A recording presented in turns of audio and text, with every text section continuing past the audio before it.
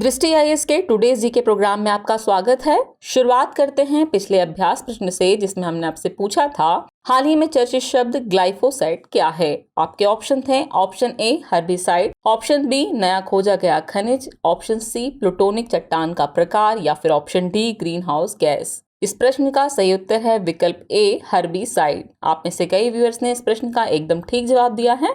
चलिए अब आगे की बात एक्सप्लेनेशन से समझते हैं। हाल ही में केंद्रीय कृषि एवं किसान कल्याण मंत्रालय ने एक व्यापक रूप से इस्तेमाल किए जाने वाले शाकनाशी यानी हर्बिसाइड ग्लाइफोसाइट के उपयोग को प्रतिबंधित करते हुए एक नोटिस जारी किया है। मंत्रालय ने इसके लिए मनुष्यों और जानवरों के लिए स्वास्थ्य संबंधी खतरों का हवाला दिया है। ग्लाइफोसाइट एक शाकनाशी है, इसलिए विकल्प ए सही है। चौड़ी पत्ती वाले पौधों और घास दोनों को नष्ट करने के लिए इसे पौधों की पत्तियों पर लगाया जाता है। इसके स्वास्थ्य प्रभाव कैंसर, प्रजनन और विकासात्मक विषाक्तता से लेकर न्यूरोटॉक्सिसिटी और इम्यूनोटॉक्सिसिटी तक होते हैं। इनके लक्षणों में जलन, सूजन, त्वचा में जलन, मुंह एवं नाक में परेशानी और धुंधली दृष्टि शामिल हैं। इस तरह इस प्रश्न का सही उत्तर है विकल्प ए हर्बिसाइड। चलिए शुरुआत करते हैं आज के एपिसोड के पहले प्रश्न से। तो पहला प्रश्न है, निम्नलिखित में से कौन अफ्रीकी महाद्वीपीय मुक्त व्यापार क्षेत्र के संबंध में सही नहीं है। यह जनवरी 2022 को अस्तित्व में आया। यह भौगोलिक क्षेत्र और जनसंख्या आकार के मामले में सबसे बड़ा है। यह विश्व व्यापार संगठन के बाद वस्तुओं और सेवाओं के लिए दुनिया का सबसे बड़ा एकल बाजार है। या फिर विश्व बैंक ने अनुमान लगाया है कि 2035 तक अफ्रीकी देशों के बीच व्यापार में 81% की वृद्धि हो सकती है। इस प्रश्न का सही उत्तर है विकल्प ए, यह 1 जनवरी 2022 को अस्तित्व में आया। ये कथन सही नहीं है। चलिए एक्सप्लेनेशन आगे की बात समझते हैं। अफ्रीकी महाद्वीपीय मुक्त व्यापार क्षेत्र 1 जनवरी 2021 को अस्तित्व में आया था, न कि 2022 को। इस प्रकार क्या हुआ, विकल्प ए सही होगा, यानी कि विकल्प ए सही नहीं है। विश्व व्यापार संगठन के बाद यह मुक्त व्यापार क्षेत्र वस्तुओं और सेवाओं के लिए दुनिया का सबसे बड़ा बाजार है। यह भौगोलिक क्षेत्रफल और जनसंख्या आकार की दृष्टि से भी सबसे बड़ा है। विश्व बैंक ने अनुमान लगाया है कि 2035 तक अफ्रीकी देशों के बीच व्यापार में 81%, उत्पादन में $450 अरब और मजदूरी में 10% की वृद्धि हो सकती है। वहीं 30 मिलियन लोगों को अत्यधिक गरीबी से बाहर निकाला जा सकता है। इस तरह इस प्रश्न का सही उत्तर होगा विकल्प ए, यह जनवरी 2022 को अस्तित्व में आया। यह कथन सही नहीं है। चलिए अगला प्रश्न देखते हैं। यह वनस्पतियों और जीवों की विविधता का घर है जो 1600 वर्ग किलोमीटर के क्षेत्र में फैला हुआ है। यह कोरजोक मठ के लिए भी प्रसिद्ध है। इसका नाम क्या है? चांगथांग शीत रेगिस्तान अभ्यारण्य, हेमिस नेशनल पार्क, कराकोरम अभ्यारण्य या फिर अस्कोट वन्यजीव अभ्यारण्य। इस प्रश्न का सही उत्तर है विकल्प ए, चांगथांग शीत रेगिस्तान अभ्यारण्य। चलिए एक्सप्लेनेशन से बात समझते हैं। चांगथांग शीत रेगिस्तान अभ्यारण्य में उच्च ऊंचाई वाली पानी की झीलें सो मोरिरी यानी पृथ्वी पर जो सबसे ऊंची झील है, पेंगोंग सो और सो कार शामिल हैं। यह अभ्यारण्य विशाल पठारों के बीच 1600 वर्ग किलोमीटर के क्षेत्र में फैला हुआ है। यह जम्मू कश्मीर के लेह जिले में लद्दाखी चांगथांग पठार में स्थित है। यहाँ दुर्लभ हिमतेंदुआ और काली गर्दन वाले क्रेन के साथ कियांग या जंगली गधा भी देखा जा सकता है, जबकि तिब्बती भेड़िए, जंगली याक, भूरा भालू और मोरमोट जैसी अन्य प्रजातियां भी देखने को मिल सकती हैं। आपको बता दें कि सो मोरिरी झील के पास स्थित कोरजोक गांव को दुनिया का सबसे ऊंचा बसा हुआ गांव माना जाता है। यह कोरजोक मठ के लिए भी प्रसिद्ध है। इस तरह इस प्रश्न का सही उत्तर होगा विकल्प ए, चांगथांग शीत रेगिस्तान अभ्यारण्य। चलिए अगला प्रश्न देखते हैं। ब्लैक सी ग्रीन इनिशिएटिव के संबंध में निम्नलिखित कथनों पर विचार कीजिए। कथन 1 है, यह काला सागर में 3 प्रमुख यूक्रेनी बंदरगाहों से वाणिज्यिक खाद्य निर्यात करता है। कथन 2 है, इसके कार्यान्वयन की निगरानी के लिए संयुक्त राष्ट्र द्वारा एक संयुक्त समन्वय केंद्र की स्थापना की गई थी। उपर्युक्त में से कौन सा या कौन से कथन सही हैं या फिर हैं केवल 1, केवल 2, 1 और 2 दोनों, और न तो 1 न ही 2। इस प्रश्न का सही उत्तर है विकल्प सी, यानी कथन 1 और 2 दोनों ही सही हैं। चलिए एक्सप्लेनेशन देखते हैं। हाल ही में रूस ने ब्लैक सी ग्रीन इनिशिएटिव से अपना समर्थन वापस लिया। आपको बता दें कि 22 जुलाई को ही संयुक्त राष्ट्र, रूस, तुर्की और यूक्रेन ने तुर्की में ब्लैक सी ग्रीन इनिशिएटिव पर हस्ताक्षर किए थे। इसके तहत अनाज, भोजन और उर्वरक के निर्यात को 3 यूक्रेनी बंदरगाहों से सुरक्षित समुद्री मानवीय गलियारे के माध्यम से दुनिया के बाकी हिस्सों में फिर से शुरू करने की अनुमति दी गई थी, इसलिए कथन 1 सही है। संयुक्त राष्ट्र के महासचिव ने कार्यान्वयन की निगरानी के लिए एक संयुक्त समन्वय केंद्र की स्थापना की भी घोषणा की, इसलिए कथन 2 भी सही है। इस प्रकार इस प्रश्न का सही उत्तर है विकल्प सी, जो कहता है कि कथन 1 और 2 दोनों ही सही है। चलिए अगला प्रश्न देख लेते हैं। हाल ही में किसने हरित आयकर पहल शुरू की है? वित्त विभाग, व्यय विभाग, भारतीय रिजर्व बैंक या फिर आयकर विभाग? इस प्रश्न का सही उत्तर है विकल्प डी, आयकर विभाग। हाल ही में आयकर विभाग ने हरित आयकर पहल शुरू की है, इसलिए विकल्प डी सही है। हरित का पूरा नाम हरियाली achievement resolution bye income tax है। इस पहल के तहत आयकर विभाग अपने भवनों व अन्य सार्वजनिक क्षेत्रों और उसके आसपास पेड़ लगाकर या सूक्ष्म वन बनाकर हरित आवरण को बढ़ाने का संकल्प लेता है।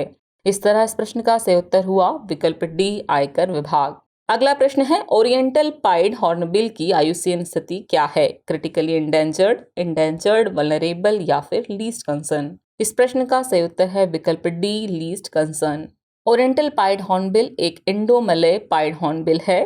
यह दक्षिण नेपाल, दक्षिण भूटान, उत्तरी बांग्लादेश, उत्तरी और उत्तर पूर्वी भारत, म्यांमार, दक्षिणी चीन, वियतनाम, लाओस, कंबोडिया और थाईलैंड, सिंगापुर और उत्तर पूर्व प्रायद्वीपीय मलेशिया के कुछ हिस्सों में पाया जाता है। यह आईयूसीएन की रेड लिस्ट में लीस्ट कंसर्न और भारतीय वन्यजीव संरक्षण अधिनियम की अनुसूची 1 में सूचीबद्ध है, इसलिए विकल्प डी सही है। इस तरह इस प्रश्न का सही उत्तर हुआ विकल्प डी, लीस्ट कंसर्न। अगला प्रश्न है, काला नमक चावल के संदर्भ में निम्नलिखित कथनों पर विचार कीजिए। कथन 1 है, इसका उत्पादन भारत, नेपाल और भूटान में होता है। कथन 2 है, इसे भौगोलिक संकेत यानी जीआई टैग मिला हुआ है। उपरोक्त में से कौन सा या कौन से कथन सही हैं या फिर हैं? केवल 1, केवल 2, 1 और 2 दोनों, और न तो 1 न ही 2। इस प्रश्न का सही उत्तर है विकल्प बी, जो कहता है कि कथन 2 ही सही है। चलिए एक्सप्लेनेशन से बात समझते हैं। काला नमक चावल बहुत ही उच्च गुणवत्ता वाली चावल की एक किस्म है। काले रंग की भूसी के चलते इसका नाम काला नमक चावल पड़ा है। इस चावल को भगवान बुद्ध से जुड़ा माना जाता है। ये उत्तर पूर्वी उत्तर प्रदेश के तराई क्षेत्र के 11 जिलों और नेपाल में उगाया जाता है, इसलिए कथन 1 सही नहीं है। इसे भौगोलिक संकेत यानी जीआई टैग मिला हुआ है, इसलिए कथन 2 सही है। इस प्रकार विकल्प बी सही है। इस चावल की विशेषता है कि इसमें एंटीऑक्सीडेंट पाए जाते हैं जो हृदय रोग की रोकथाम में सहायक होते हैं। इस तरह इस प्रश्न का सही उत्तर है विकल्प बी, जो कहता है कि केवल 2 कथन ही सही है। चलिए अगला प्रश्न देखते हैं। मार्बरी बनाम मेडिसन 1803 का मामला किससे संबंधित है? न्यायिक ओवररीच, न्यायिक समीक्षा, मौलिक अधिकार या फिर मार्शल लॉ? इस प्रश्न का सही उत्तर है विकल्प बी, न्यायिक समीक्षा। चलिए एक्सप्लेनेशन से बात समझते हैं। न्यायिक समीक्षा का सिद्धांत संयुक्त राज्य अमेरिका में उत्पन्न और विकसित हुआ। यह पहली बार अमेरिकी सुप्रीम कोर्ट के तत्कालीन मुख्य न्यायाधीश जॉन मार्शल द्वारा मार्बरी बनाम मेडिसन 1803 के प्रसिद्ध मामले में प्रतिपादित किया गया था, इसलिए विकल्प बी सही है।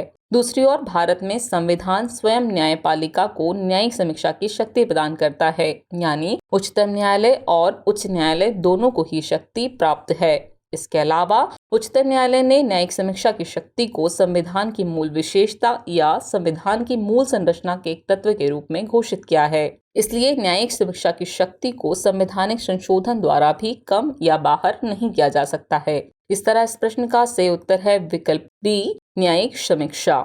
चलिए अगला प्रश्न देखते हैं। भारतीय मेलों और त्योहारों के संदर्भ में बूंदी महोत्सव किस राज्य से संबंधित है? मध्य प्रदेश, उत्तराखंड, ओडिशा या फिर राजस्थान? इस प्रश्न का सही उत्तर है विकल्प डी, राजस्थान। चलिए एक्सप्लेनेशन देख लेते हैं। बूंदी महोत्सव राजस्थान में कार्तिक यानी अक्टूबर नवंबर के महीने में मनाया जाता है, इसलिए विकल्प डी सही है। इस महोत्सव में कई आध्यात्मिक और पारंपरिक गतिविधियां शामिल हैं। इसके प्रमुख कार्यक्रमों में शोभा यात्रा, कला और शिल्प मेला, सांस्कृतिक प्रदर्शनी, शास्त्रीय संगीत, नृत्य कार्यक्रम आदि शामिल हैं। कार्तिक पूर्णिमा की रात के बाद प्रातः काल में महिला और पुरुष आकर्षक रंग बिरंगे परिधानों में चंबल नदी के तट पर दिए या दीप जलाकर आशीर्वाद लेते हैं। इस तरह इस प्रश्न का सही उत्तर है विकल्प डी, राजस्थान। अगला प्रश्न है। चिकनगुनिया वायरस की पहचान सबसे पहले किस देश में हुई थी? तंजानिया, मलेशिया, पेरू या फिर नाइजर? इस प्रश्न का सही उत्तर है विकल्प ए, तंजानिया। चिकनगुनिया एक वायरल रोग है जो संक्रमित मच्छरों द्वारा मनुष्यों में फैलता है। ये चिकनगुनिया वायरस के कारण होता है। ये एक मच्छर जनित वायरल बीमारी है जिसे पहली बार 1952 में दक्षिणी तंजानिया में पहचाना गया था, इसलिए विकल्प ए सही है। ये एक आरएनए वायरस है जो टोगा विरिडे परिवार के अल्फा वायरस जीनस से संबंधित है। वर्तमान में इस वायरस के खिलाफ कोई टीका या विशिष्ट दवा उपलब्ध नहीं है। इस तरह इस प्रश्न का सही उत्तर है विकल्प ए तंजानिया। चलिए अब आज के एपिसोड का आखिरी प्रश्न देख लेते हैं। भारतीय कला और संस्कृति के संदर्भ में भटियाली क्या है? लोक संगीत, लोक नृत्य, जनजातीय चित्रकारी या फिर जनजातीय भाषा? इस प्रश्न का सही उत्तर है विकल्प ए लोक संगीत। भटियाली बांग्लादेश और पश्चिम बंगाल के प्रमुख लोक संगीत में से एक है, इसलिए विकल्प ए सही है। इसे प्राचीन बंगाल के मछुआरों द्वारा गाया जाता था। ऐसा कहा जाता है कि बंगाल के मछुआरे मछली पकड़ने के दौरान खुद का मनोरंजन करने के लिए इसे गाया करते थे। निर्मलेंदु चौधरी इस प्राचीन संगीत रूप के सर्वश्रेष्ठ प्रतिपादकों में से एक हैं। इस तरह इस प्रश्न का सही उत्तर हुआ विकल्प ए लोक संगीत। चलिए अब आज के एपिसोड का अभ्यास प्रश्न देख लेते हैं। ब्लू फ्लैग कार्यक्रम की शुरुआत किस वर्ष में हुई थी? आपके ऑप्शन है option A 1996, option B 1997, option C 1988 या फिर ऑप्शन डी 1989। तो व्यूअर्स इस प्रश्न का जवाब कमेंट बॉक्स में देना न भूलें। जल्द ही मिलते हैं नए एपिसोड में नए नए सवालों और उनके नए नए जवाबों के साथ। तब तक के लिए शुक्रिया।